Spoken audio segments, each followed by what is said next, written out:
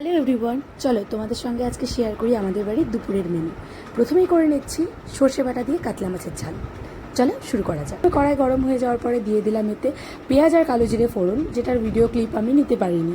এরপরে দিয়ে দিয়েছি মিক্সিতে পেস্ট করা টমেটো বাটা, তার সঙ্গে পেঁয়াজ আর কাঁচা লঙ্কা বাটা।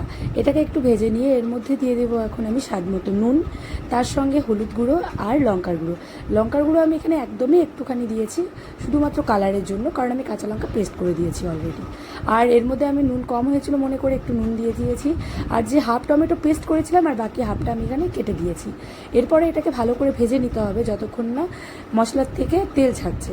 এরপরে ভাজা আলুটা দিয়ে আরেকটু ভেজে নেব। আর এই যে এখানে আমি সাদা সর্ষে, কালো সর্ষে আর পোস্ত আমি শিলনোড়ায় বেটে নিয়েছি। আর এরপরে মিক্সির বাটি ধুয়ে জল দিয়ে ভালো করে মশলাটাকে কষিয়ে নিয়ে এখানে মাছগুলো দিয়ে দিলাম। এখানে তরকারিটা হচ্ছে আমাদের তিনজনের জন্য, আমার শ্বশুরবাবা আর আমার ভাইয়ের জন্য, কারণ আজকে আমার বড়মশাই অফিসে গিয়েছে আর শাশুড়ি মা রুই কাতলা মাছ খান না। তো এখানে একটু ভেজে নিয়ে কষিয়ে তারপরে জল দিয়ে দিয়েছি।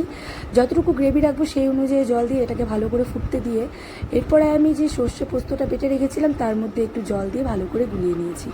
এরপরে গ্রেভিটা যখন শুকিয়ে গেছে তারপরে দিয়ে দিয়েছি আমি এখানে সর্ষে বাটাটা। আর এটা বেশ মাখা মাখা হবে। তো দেখো দেখতে দেখতে হয়েও গিয়েছে আর কি সুন্দর স্মেল বেরোচ্ছিল, জাস্ট ওয়াও। এরপরে এর মধ্যে দিয়ে দিলাম আমি একটু চিনি, স্বাদটা ব্যালেন্স করার জন্য নুন আর ঝালের। আর এখন হয়ে গিয়েছে, এখানে একটা কাঁচা লঙ্কা চেরা আর একটু সামান্য সর্ষের তেল দিয়ে চাপা দিয়ে রেখে দেবো।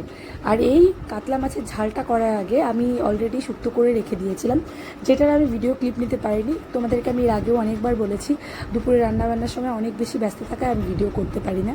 তো এখানে হয়ে গেছে সর্ষে বাটা দিয়ে কাতলা মাছের ঝাল আর শুক্তো। আর এই যে দেখতে পাচ্ছ এখানে মোরলা মাছ, এটা করা হবে শাশুড়ি মায়ের জন্য স্পেশালি, কারণ শাশুড়ি মা যেহেতু সমুদ্রের মাছ খেতে খুব ভালোবাসে।